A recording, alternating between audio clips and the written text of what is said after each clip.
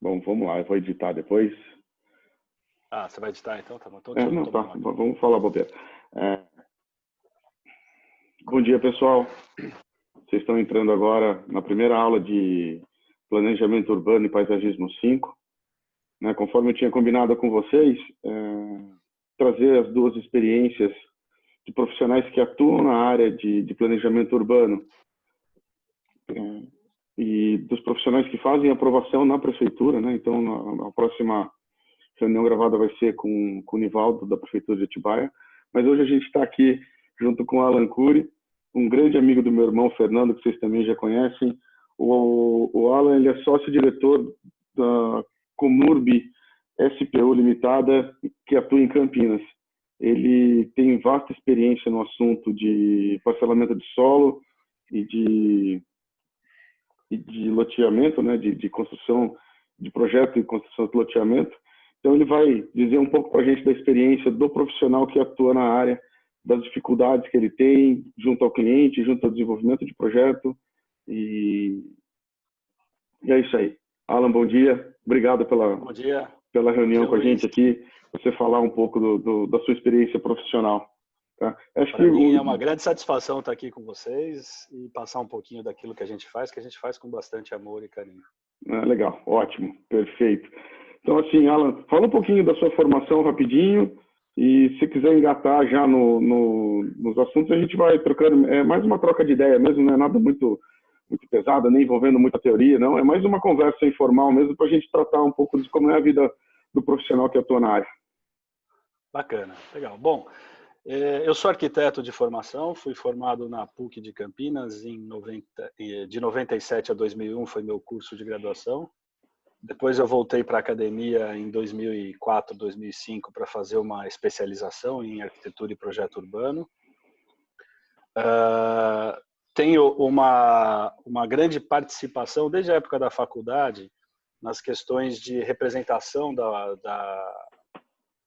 da nossa profissão. Enfim, na faculdade eu fui dirigente da Atlética lá da PUC, que era muito forte, muito bacana, lá que eu conheci o Fernando, um parceiraço de atividades, muito dinâmico, muito bacana, assim como o Luiz, que eu estou conhecendo cada dia mais e estou ficando também fã dessa família.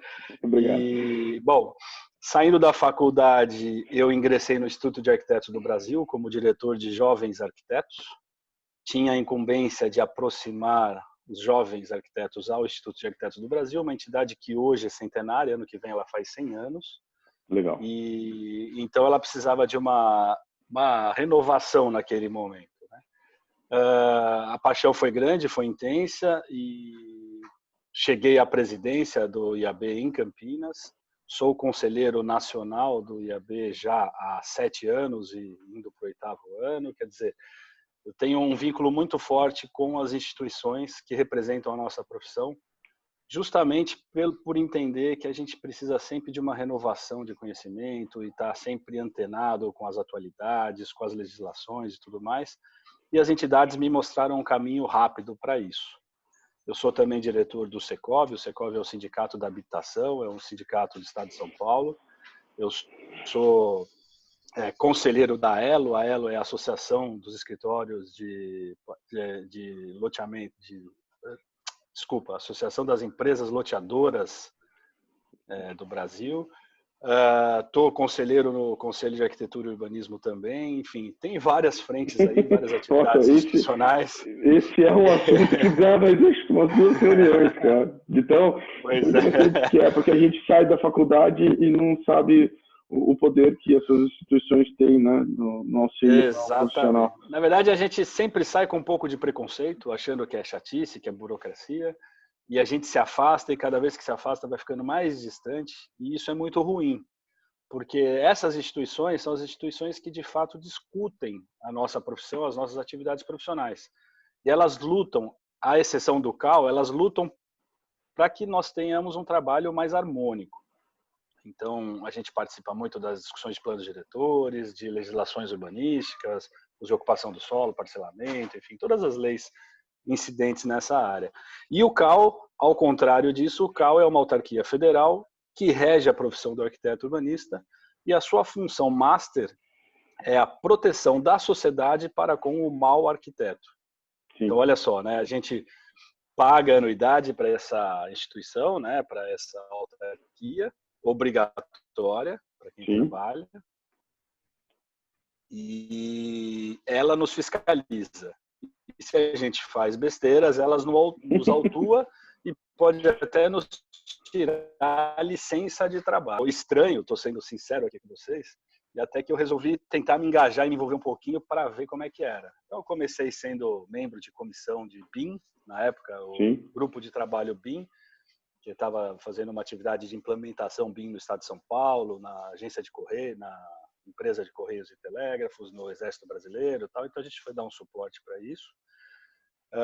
E depois eu acabei sendo eleito conselheiro para essa gestão atual, que termina agora no final do ano, graças a Deus. Nossa, muito São legal, 3 cara. anos de atividades muito pesadas, o conselho é Eu muito imagino. difícil, porque a gente julga colegas, a gente julga atitudes, a gente julga ética. Isso é, para mim, para quem é humanista, né, o arquiteto geralmente é mais humanitário, Sim. isso é muito ruim, porque eu entendo muitos colegas que às vezes cometem infrações por necessidade, por desconhecimento, Sim. e o julgamento ele é muito severo, então né? me faz muito bem. Mas é Sim. importante, eu estou muito satisfeito, aprendi bastante. Sim. Isso me ajuda profissionalmente também, de certa forma, que a gente vai sempre numa crescente, né? Não, o importante é entender o funcionamento dessas entidades de classe, cara. Sempre. Mas vamos lá, Alan. Cara, profissionalmente, você pode até falar, porque acho que isso não acontece muito fácil, né? Você procurou trabalhar com esse assunto de parcelamento de solo, ou foi uma coisa que foi acontecendo, era que você viu que já estava inserido no contexto? Na verdade, assim, ao lado o ônus e o bônus da causa, né? A Comurb é uma empresa que nasce em 76, Tá. Eu nasci em 77. Ela é fundada e gerida pelo meu pai até os anos 2010, Legal, 2012, ótimo. Por aí. Então, a Comurb ela nasceu com esse viés de trabalhar grandes áreas, escalas de cidade. Tá. E então, quando eu fiz faculdade, isso era uma pressão muito grande para cima de mim. Tá. Porque era filho de arquiteto Sim. renomado, aquela coisa toda. Então, as pressões dos professores eram muito grandes. E isso me deixava incomodado. A gente sempre tem aquela vontade, quando jovem, de querer abrir o mundo, né? Sim. Então, quando me formo, eu saí trabalhando com residências, com projetos residenciais, projetos comerciais, lojas de shopping. Cheguei a fazer layout de processo industrial, enfim, fui buscando caminhos diferentes do parcelamento do solo e fui ganhando espaço. Também, graças a Deus, fui muito bem nessa área, mas ela me incomodava um pouco. Eu sentia que o meu DNA estava voltado à terra. A gente brinca, né, que a gente tem a predileção a ser minhoca, né, de ficar cavando a terra e abrir novas áreas, né? Até que eu comecei a entender que o parcelamento do solo tinha uma função muito importante para a arquitetura, porque Sim. ele era o primeiro ato de geração de matéria-prima para toda a infinidade de arquitetos.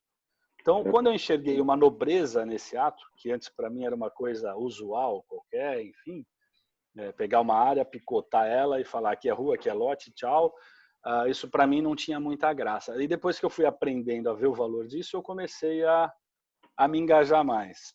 Tá. E, de repente, eu encontrei um mundo muito complexo, muito difícil, desafiador, que você briga com a sociedade o tempo todo porque as pessoas não querem mudar a sua zona de conforto, acham que a expansão urbana é um problema e, de fato, não é o contrário. Enfim, aí esse desafio me encantou. E aí eu mergulhei de cabeça.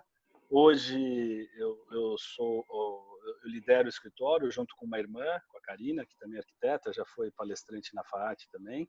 Legal. E nós dois tocamos o escritório que, poxa, a vida é mais velho do que eu, tenho que ter bastante responsabilidade com isso. Eu imagino, tem toda uma carga histórica, né? Exato. Trabalha numa cidade que tinha tudo para ser a capital do país, né, cara? Do país não, capital do estado, né? Sempre brinco que Campinas. Se eu começar a falar de Campinas aqui, acho que a gente vai mudar o foco. A gente deixa para uma próxima. Mas assim, só um parênteses, o escritório está sediado em Campinas, Tá. Mas a gente trabalha o Brasil todo, porque a nossa atividade não tem fronteiras. Sim, A gente até claro. iniciou alguns trabalhos internacionais Legal. num momento anterior, e aí tivemos uma alta do dólar, mudança de economia, Sim. era época de eleição, de mudança de governo, tal, então deu uma parada. A pandemia agora ajuda a segurar mais um pouco, mas em Sim. breve, se Deus quiser, a nossa carreira internacional decola. Legal. Alan, fazer projetos de parcelamento do solo nessa escala. Você corre atrás do terreno, você vislumbra áreas de crescimento, você tem que ser um profundo conhecedor do plano diretor da cidade para saber inserir o tipo de projeto que você vai fazer, o tipo de cliente para quem você vai vender. Como é que funciona isso? Que bacana, ótima pergunta. Essa é uma pergunta importantíssima, né? A Sim. sobrevivência do profissional. Sim. Como é que funciona? Na verdade, assim, a gente participa ativamente das revisões de plano diretor das cidades, principalmente as cidades que a gente está atuando, Claro. para tentar incutir um pouco do que a gente entende ser qualidade para a vida urbana, para a qualidade de vida para as pessoas e que seja desenvolvimento sustentável, que traga benefícios para a coletividade. Então, de fato, a gente tem que conhecer plano diretor de cabo a rabo, tem que participar, tem que discutir, tem que revisar, tem que propor, enfim, é um trabalho bastante extenso.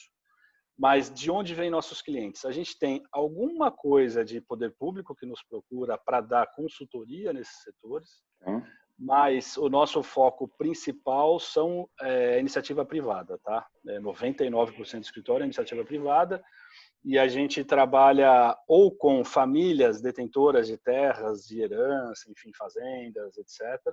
Ou a gente trabalha com as loteadoras, as principais loteadoras do país, que via de regra nos procuram para fazer estudos de viabilidade, depois desenvolvimento de projetos executivos, enfim, todo o registro, o licenciamento, que é uma parte fundamental no parcelamento do solo, Sim. um pouco diferente da construção direta, da construção convencional, que você aprova na prefeitura, às vezes aprova na associação de moradores e aí você já pode construir.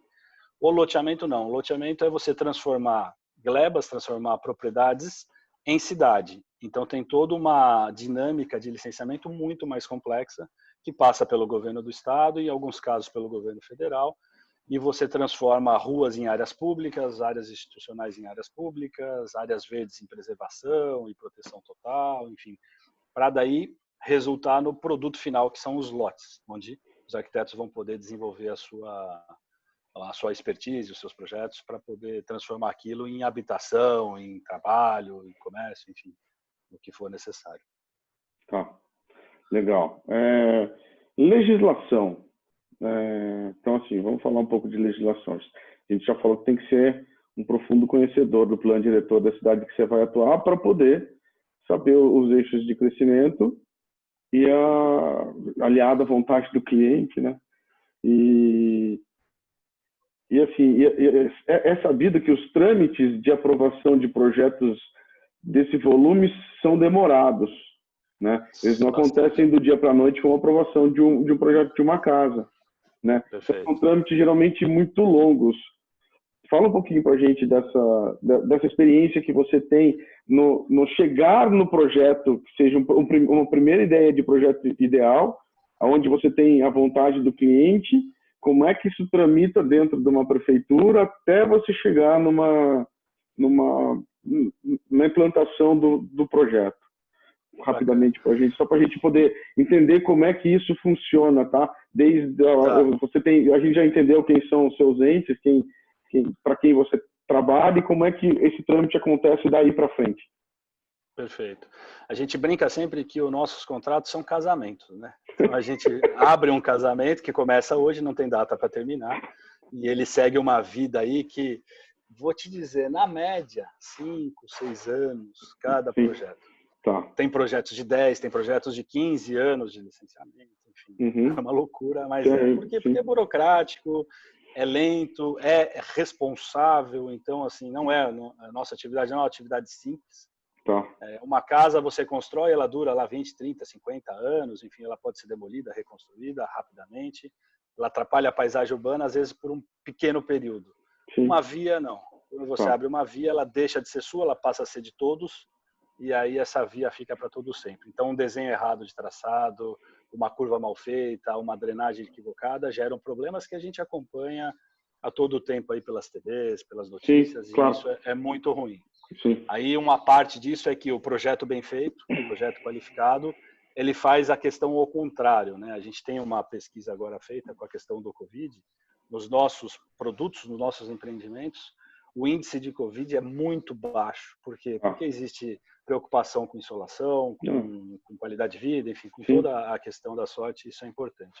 Claro. O processo, a gente faz sempre a gente chama um estudo de massa e um estudo preliminar de ocupação da área, levando em consideração o que o cliente quer, o que a cidade permite.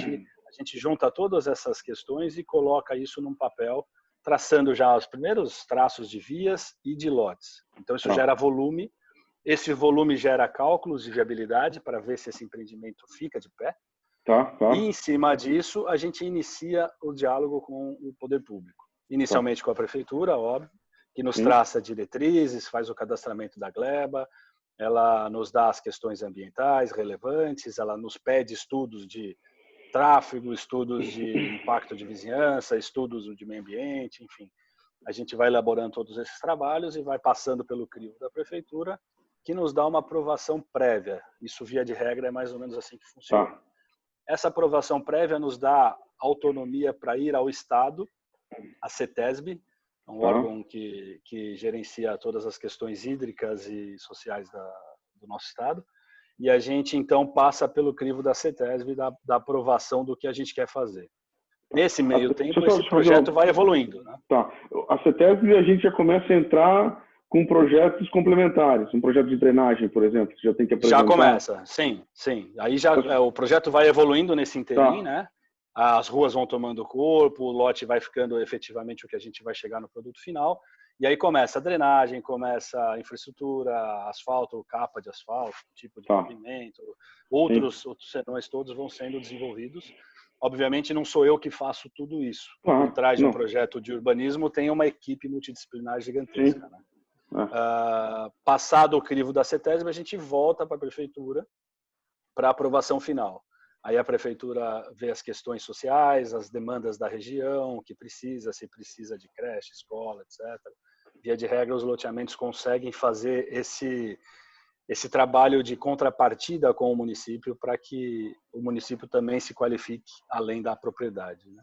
Então é isso, por isso que leva bastante tempo. Eu dei uma resumida aqui bastante rápida. Em tempo, vamos conversar, a gente está falando disso. Quanto tempo que a prefeitura, em média, tá? Não precisa ser específico. Você deu entrada no projeto, quanto tempo que demora mais ou menos até você ter essa aprovação prévia? Essa é uma pergunta boa, porque cada cidade tem suas peculiaridades. Campinas é conhecida nacionalmente como uma das mais complexas, mais difíceis. Tem uma promotoria bastante atuante, que questiona o projeto o tempo todo. Tem uma prefeitura bastante rígida com as questões técnicas.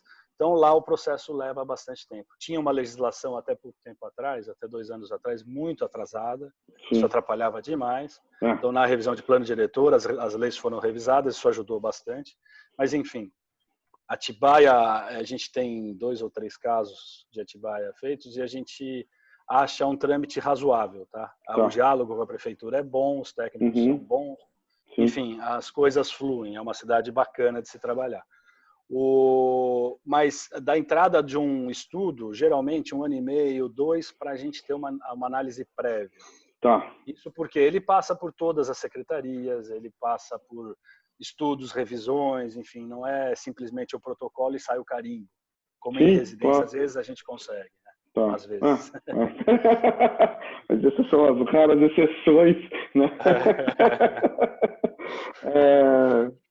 Dentro dessa primeira parte do projeto as audiências públicas. Estão as audiências públicas que você já tem que fazer com o entorno? É nessa primeira parte que isso acontece ou é após o aceite dos órgãos estaduais, né? As audiências públicas, elas não são uma obrigação. Elas passam a ser obrigação quando você está com áreas acima de 700 mil metros quadrados Tá. que daí você entra com um novo perfil de projeto que você precisa fazer o estudo de impacto ambiental. Tá. É o EIA-RIMA, né? O estudo de impacto e o tá. relatório de meio ambiente.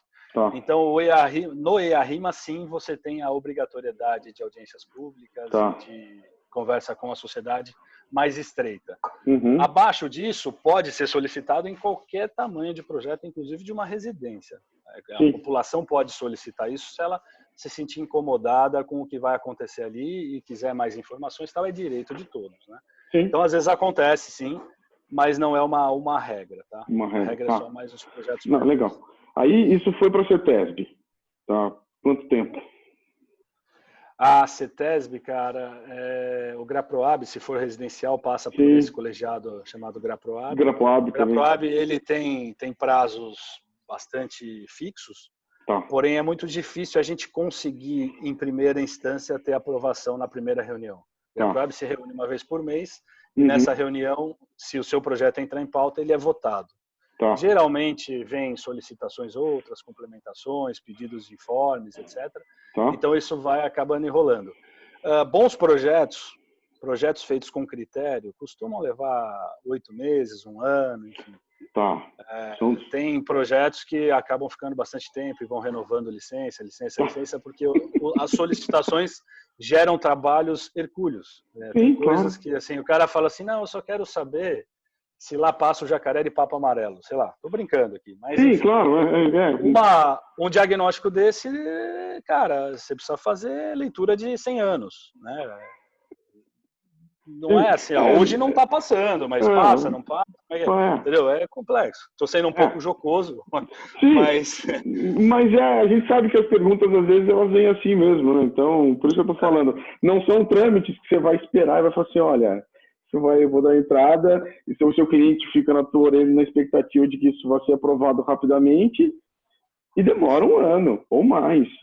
Demora, e vai atrasando. Então, por isso que a gente tem lá no escritório um toque legal. A gente tem no escritório a rotina de fazer relatórios de status de projeto. Então o cliente vai recebendo informes do que está acontecendo em tempo. Muito legal, muito legal. Porque senão ele fala, faz 1 ano que você não fala comigo, o que você está me enrolando?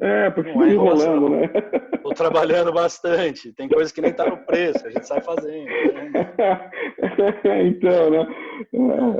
Vamos lá pra você, cara. Isso é muito legal, essa conversa é muito... Nossa, o pessoal vai ser espetacular, porque... É transparente, eu estou sendo transparente. Não, mas elucida muito, né?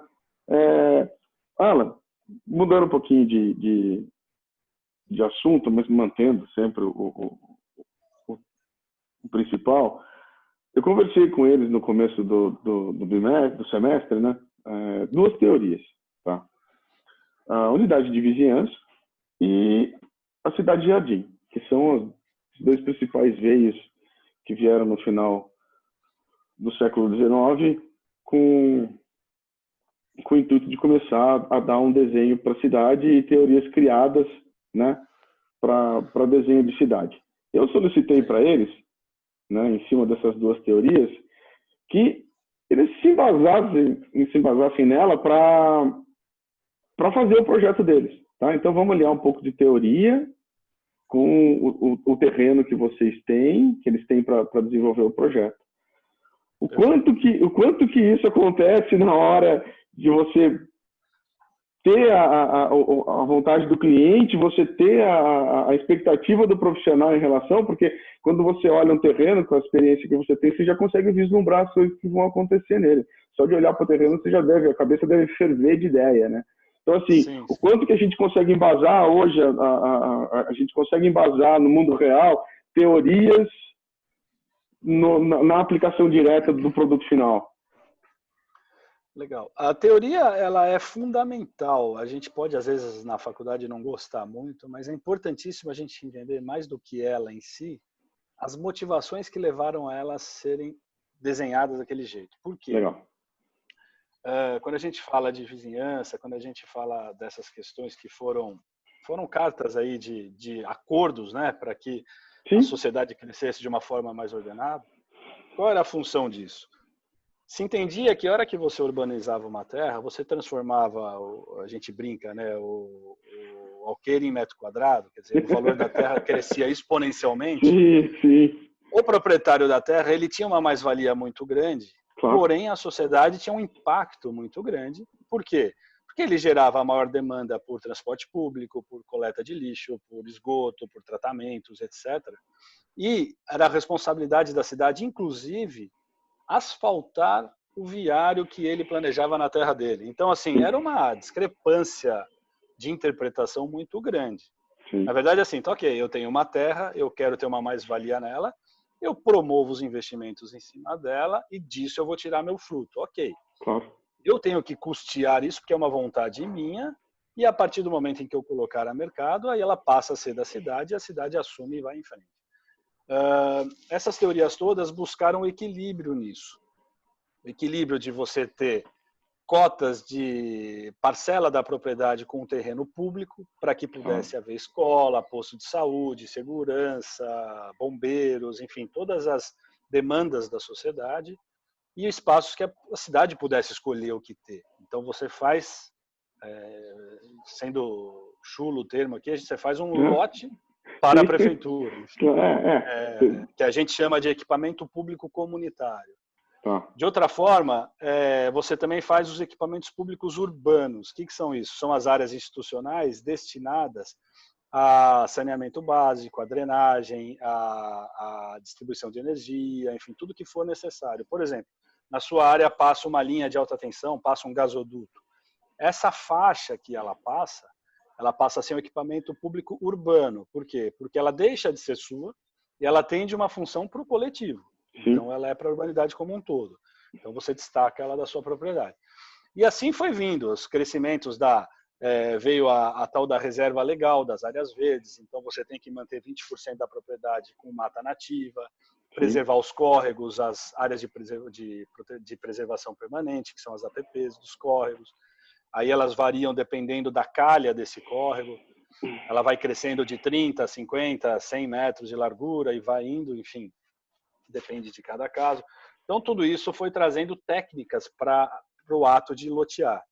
E a gente tem que ir seguindo elas, e por isso que eu falo que é importante participar das discussões. Porque se a gente deixar, eu brinco sempre que todos nós, eu chamar todos vocês, alunos, vamos abraçar essa árvore, porque essa árvore é importante por conta disso, daquilo, todo mundo vai abraçar a árvore, até aquele que nem sabe o que está acontecendo. Sim. É natural, porque a gente gosta do meio ambiente, a gente vive do meio ambiente. Sim. Agora, tem questões técnicas por trás disso, e tem momentos em que o debate tem que ser ampliado.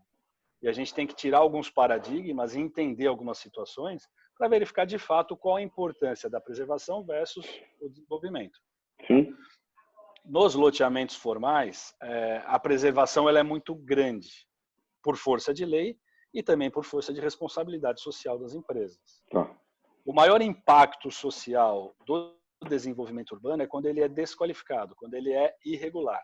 Tá. Então, quando a cidade se trava em torno de si e faz leis muito rígidas, a demanda e a necessidade é tamanha que a cidade explode pelas ocupações, pelas invasões, pelos loteamentos clandestinos e por aí afora. E esses sim são os grandes vilões do urbanismo para o meio ambiente, porque aí não se respeita nada, se busca apenas a função social da terra pela habitação e não mais outros sentidos, e aí perde-se o equilíbrio. Então esse é um impacto que não é adequado. Tá. Acho que eu fugi um pouco do tema, mas enfim. Eu acho que é isso. Assim, você tem um norte que você busca, né? E isso vai isso que eu brinco com eles. A ideia inicial e a conversa inicial com o cliente, ela muda muito. Você falou no começo, né? Você bate o olho e você já enxerga. Assim, a gente vai ganhando experiência. E, por exemplo, você bate o olho numa terra, você já está olhando a topografia, você já está olhando a drenagem, você já está vendo a posição dos ventos, né? Que a topografia nos traz muitos elementos com relação aos ventos. Então, você já começa a conceber o projeto ideal. Sim. E aí vem esse arcabouço de pancadarias de todos os lados que vai matando e vai transformando o seu ideal num Frankenstein. Isso é natural. E aí cabe ao profissional envolvido transformar o Frankenstein de volta em alguma coisa perto da utopia. Cara, isso então, que eu ia falar para você agora. O quanto que tudo isso talha a sua criatividade, né? Muito. O quanto que tudo isso é uma coisa que vai, puta, você tem aquela ideia maravilhosa para o projeto ideal que vai mudar a cidade para sempre. Aí vem tudo isso. Eu vou te dar um exemplo. Às vezes você tem um trecho estreito de uma propriedade que ela vai numa, sei lá, tem um córrego, um rio que faz uma volta, tal, e você vê aquilo e você fala, nossa, imagina uma rua aqui sem saída lá no fim, uma casa com essa paisagem, pega a Pedra Grande de fundo, não sei, legal. Aí vem a lei e fala, não, mas você não pode. Porque você tem a APP, em volta da APP você tem que ter um viário de contorno, esse viário de contorno tem que ter no mínimo 14 metros de largura, você tem que ter rua a cada 250 metros, então aí o que acontece? Aquele estopim que você queria, aquele cul-de-sac lá no final bonitão, perde. Passa a virar uma cidade formal comum qualquer. Então, é uma judiação. Mas, assim, o ônus e o bônus da causa novamente, né? Essas leis, elas têm motivo de ser, elas têm um propósito bastante específico, e quando a gente não concorda com as leis, a gente deve trabalhar por mudá-las e não questioná-las enquanto elas são vigentes, tá? Estou dizendo isso por responsabilidade. Claro. Se a lei existe, a lei tem que ser seguida, ponto. Se a gente não concorda, a gente trabalha pela alteração dela, e se a gente conseguir, beleza, se não, paciência. Perdeu o Playboy, né? Não tem Vou te fazer uma pergunta capciosa agora. O quanto que essa influência ela acontece por conta da nossa vontade de fazer aquele empreendimento acontecer? Tem muita coisa envolvida, cara, nisso. Muita. Né? Tem muito muita mais coisa do que o que eu estou falando aqui. Sim, sim. Vamos lá. Vamos falar de dois interesses, pelo menos. Existe o grande interesse de quem é dono da terra em parcelar. Tá? Sim. Você conhece bem Atibaia? Conheço, bastante. Cresci aí.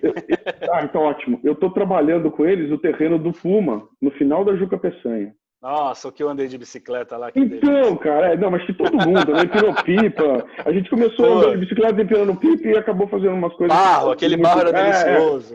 Então. E aí, assim, ainda bem que você conhece, vai ser legal. Aquilo tá dentro do centro da cidade. Em 5 minutos eu subo a Horácio Neto e eu estou no centro da cidade. Né? Então, o quanto que aquilo...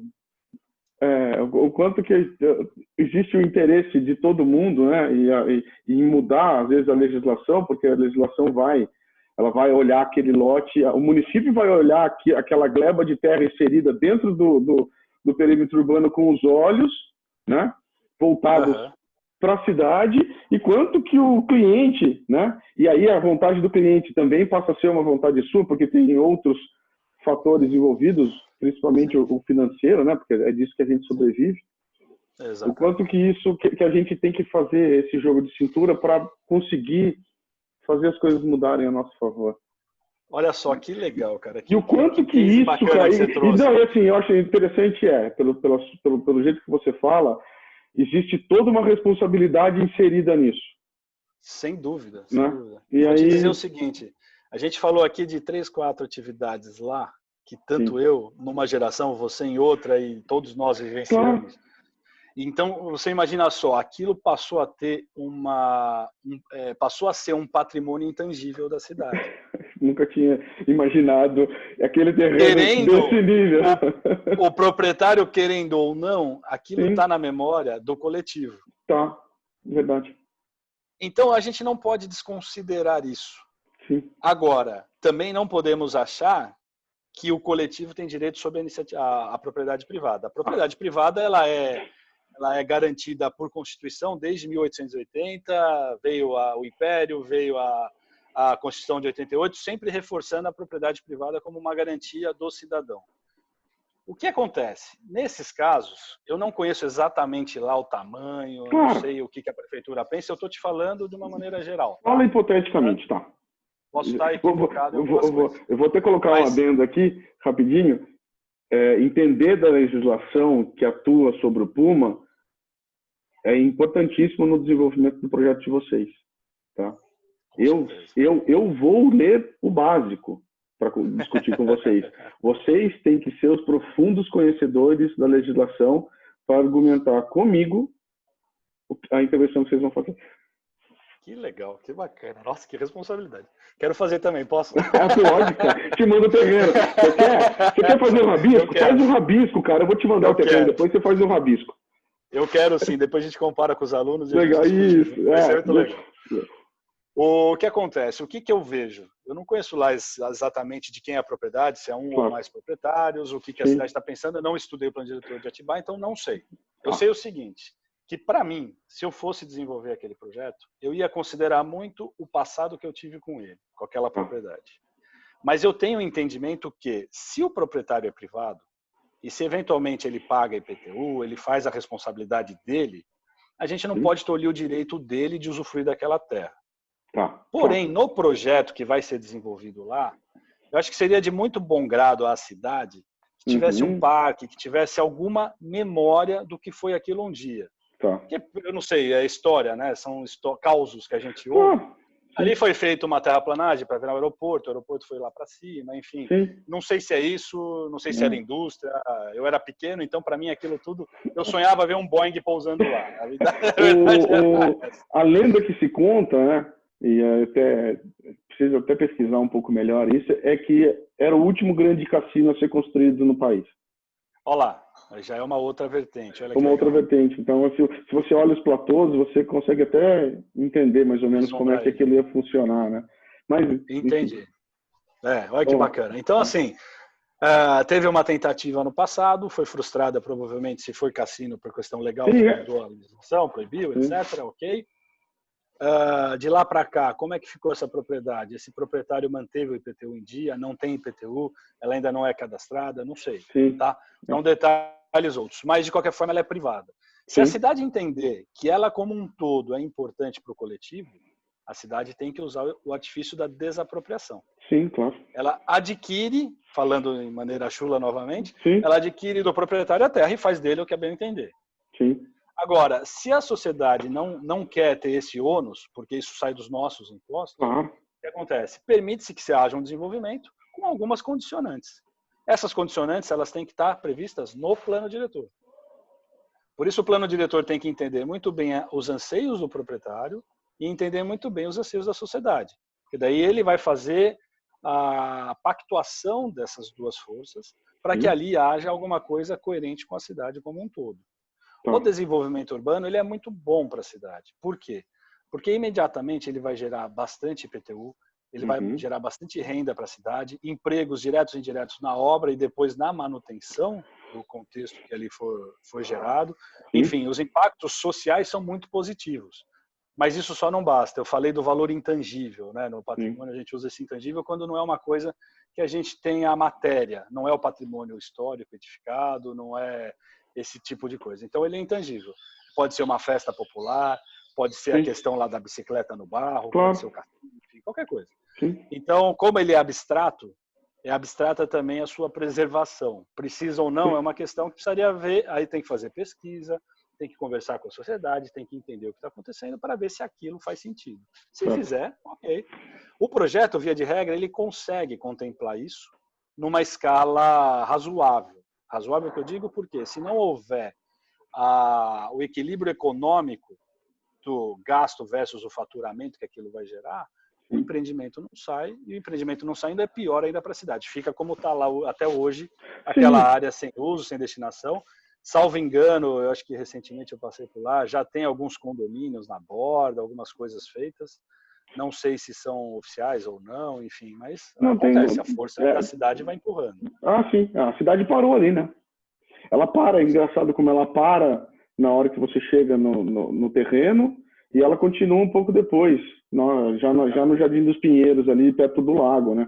Então a cidade se interrompe ali e aí ela só tem um caminho que é Jerônimo de Camargo, que é a antiga linha do trem, né? Então, você obrigatoriamente você tem que pegar Jerônimo para você acessar o outro bairro. Então, a cidade, aquele terreno lá, ele é um limitante da cidade. Ele é uma barreira da cidade. Ele é uma barreira.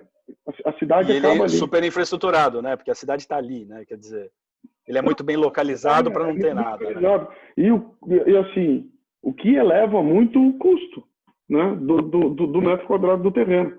Então, sim, sem dúvida. Sem dúvida. Porque você tem toda a infraestrutura pronta, colocada, né? Numa proximidade muito grande do centro. Então, nos parece assim, de grosso modo falando, nos parece um desperdício de oportunidades, né? Sim, sim. Para a cidade como um todo.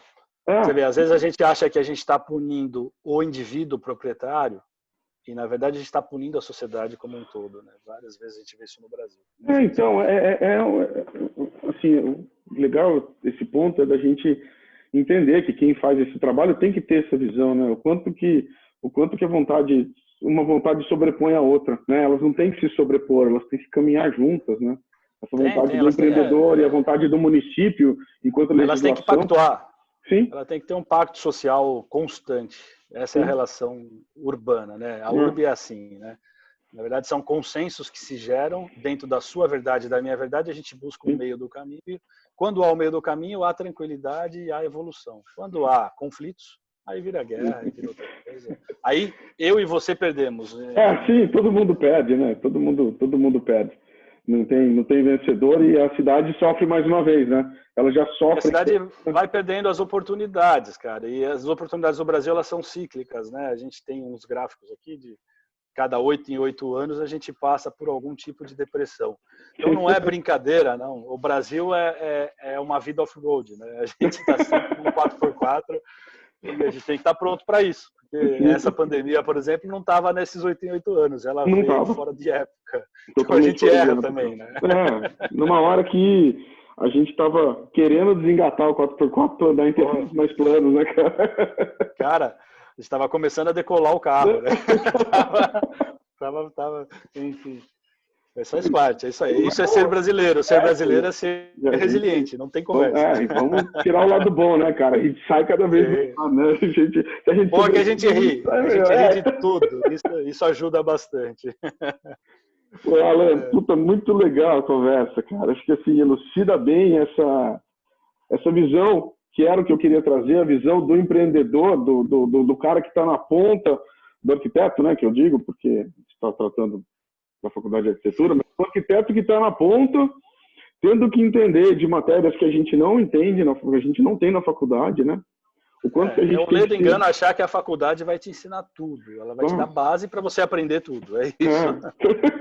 Então, ela vai te dar cultura suficiente para você aprender. Então, a vida assim, só começa na faculdade, né? Ela não só começa. Então, assim, eu sempre tive aqui, acho que todo mundo, né, que passou pela formação acadêmica tem essa dificuldade de sair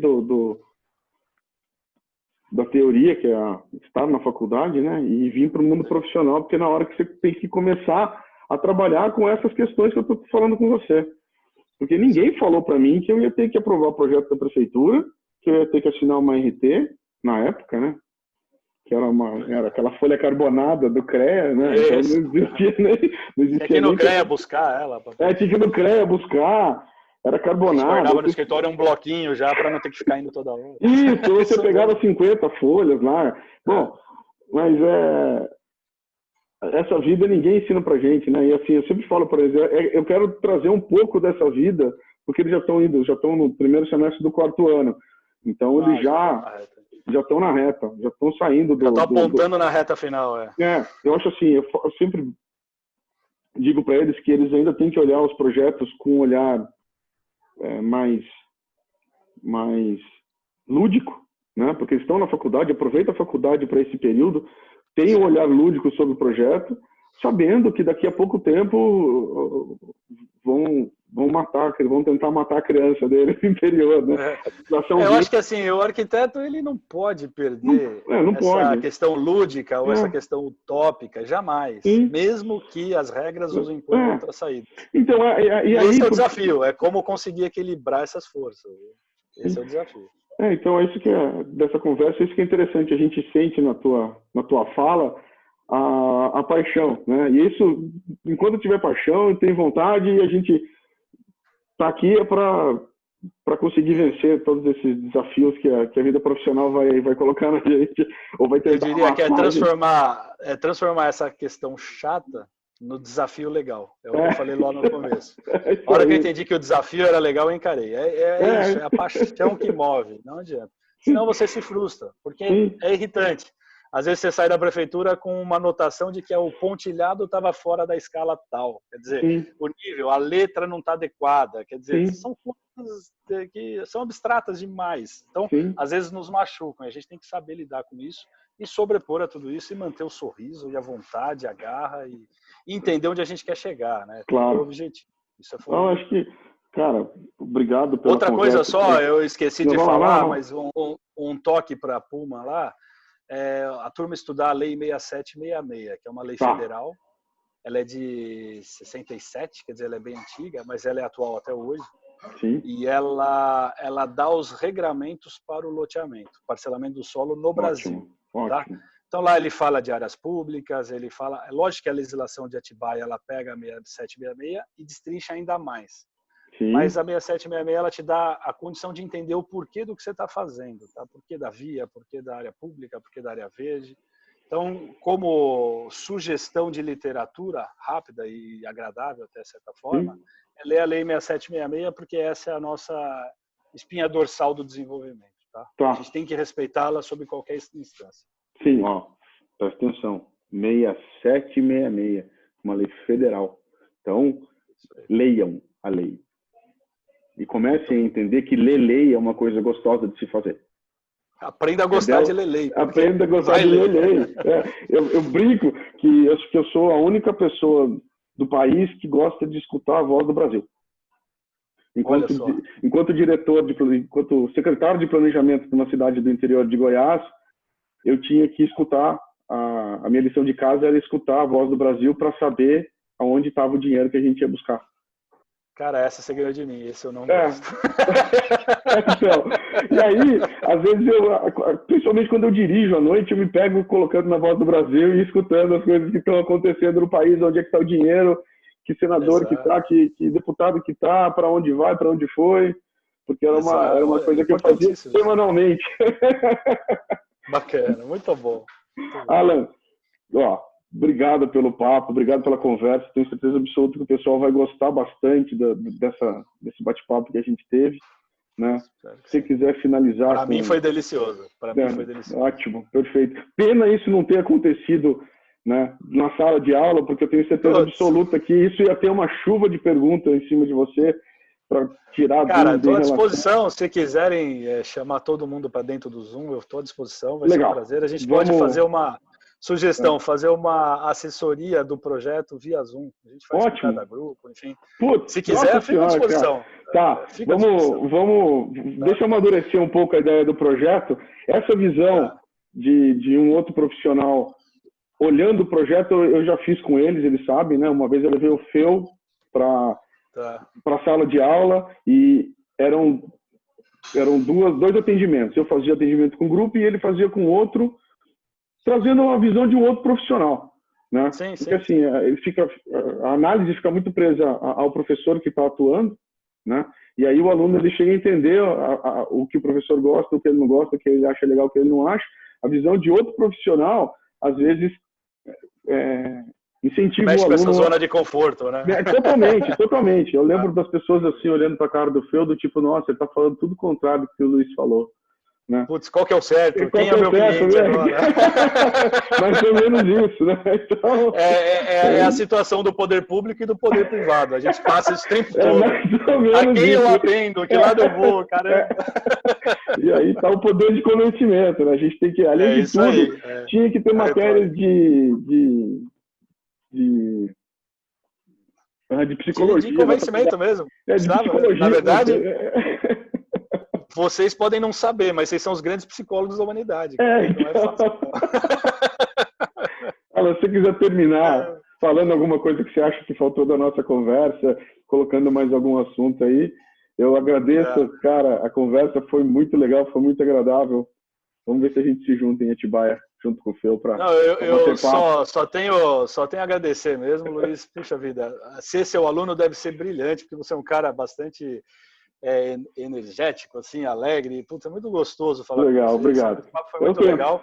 Eu queria ver a cara de todo mundo aí, dos alunos e tal, dos nossos colegas futuros Sim, profissionais, porque, puxa vida, que gostoso que essa turma está se dedicando a ser arquitetos. Sim. Vou deixar aqui uma visão que eu tenho da nossa profissão. O Brasil é um país jovem e um país a se construir. A gente ocupa ínfimo 0,7% do nosso território com a vida urbana. Sim. E nela são 98% da nossa população. Então, você imagina só a responsabilidade que a gente tem em todas as instâncias da arquitetura. Eu participo do parcelamento do solo, mas vai ter gente da edificação, vai ter gente que vai para a prefeitura fazer os licenciamentos, vai ter gente que vai fazer interiores, iluminação, paisagismo, enfim, o arquiteto ele tem uma vasta possibilidade de trabalho e é uma profissão digníssima, maravilhosa. Oportunidade de trabalho tem para todo mundo, tem espaço, tem potencial de crescimento. Quer dizer, para mim é uma das poucas profissões com bastante otimismo para daqui para frente. Sim. A pandemia vem para nos mostrar uma nova realidade, uma atenção maior com o arejamento das nossas unidades, menos adensamentos a qualquer custo. Enfim, a compactação da cidade ela é importante, mas com limites bastante claros. Quer dizer, são desafios enormes aí que vão passar pelas mãos dos arquitetos. Então, sejam todos bem-vindos à profissão. Eu acho que o Brasil espera muito de vocês. Qualifiquem, estudem, se dediquem, que vai valer a pena. Eu tenho certeza que todos vocês serão tão felizes, assim como eu sou com a minha área, com o que eu faço, com o meu escritório, com a minha família, enfim. A vida fica muito leve para um arquiteto que consegue exercer aquilo que ele gosta. Ótimo, acho perfeito. Que é isso, né, Igor? Joia. Pessoal, a próxima reunião a gente vai fazer com o Nivaldo. Não sei se você conhece o Nivaldo, você falou que transita na faculdade, na prefeitura aqui em Atibaia. Cara, eu devo ter cruzado com ele, sim. Vou depois levantar aqui os nomes. Não, então de nome agora, não, mas tranquilo. A gente vai trocar uma ideia com o Nivaldo e a gente vai ver a visão do profissional que atua fazendo o contrário do que o Alan faz. Né, que eu acho o lado de lá, ele que faz a queda de braço comigo. Sim, Ele sempre vence, mas tudo bem. Faz parte. Tudo bem, né? Faz parte. Mas eu acredito que assim, o legal de trazer as duas visões é saber que, porque assim, os bons profissionais que nem vocês, os projetos devem ser mais fáceis de ser analisados. Né? Eu imagino quando ele pega um projeto que acredito que sim. E aí é onde é que está a dificuldade, né? Então, assim, lembrando que para você ter facilidade de trâmite, você tem que ter bom projeto. Porque bom projeto, você não precisa de muito para que ele aconteça. Né? Então, mais ou menos, acho que essa ele depende de muito menos energia no processo para chegar ao... E acredito que ele faz com muito mais gosto. Nossa, aquele projeto que a Comurb de Campinas fez aqui em Atibaia em 2009... Ficou muito legal, porque foi um projeto, cara, que bateu aqui e a gente resolveu rapidinho. Só 5 anos para aprovar. Foi recorde. Foi recorde. Não, eu brinco, mas na verdade a turma de licenciamento, os colegas do licenciamento são sempre nossos parceiros. E é assim que tem que ser. Tem que ser. Alguns são mais fechados, outros mais abertos, mas a gente sempre procura o diálogo e a construção a 4 mãos. Porque se a gente entender isso como uma guerra, uma queda de braço, como eu brinquei agora há pouco, aí isso vira um inferno e aí... Na vida de todo mundo, né? Ninguém fica feliz. Então a gente trabalha em harmonia, acho que a nossa função é fazer sempre o possível, o melhor possível dentro das regras e dentro das possibilidades. Alan, toca aí, cara. Valeu. Vamos lá, bora. Obrigado pela conversa, pelo bate-papo, e eu vou me ajeitar nessas 10 aulas que eu tenho com eles aqui para ver se a gente consegue trocar uma ideia pelo menos uma vez no meio do processo com cada grupo, se tiver um tempinho rapidinho com a gente. Eu peço para eles mandarem. Se eu posso ir pessoalmente a Atibaia, vai ser mais agradável. Quem sabe. Mas eu acho que novidades virão para o segundo semestre. E quem sabe aí o segundo semestre a gente pode voltar a conversar, com certeza. E a gente faz uma conversa na faculdade, vai ser muito mais legal do que está sendo agora. Isso, muito bom. Valeu, Alan. Combinado. Obrigado, Conte comigo. Um abraço a todos, fiquem com Deus e parabéns, Luiz, pela sua aula. Delicioso. Valeu. Até mais. Tchau, tchau.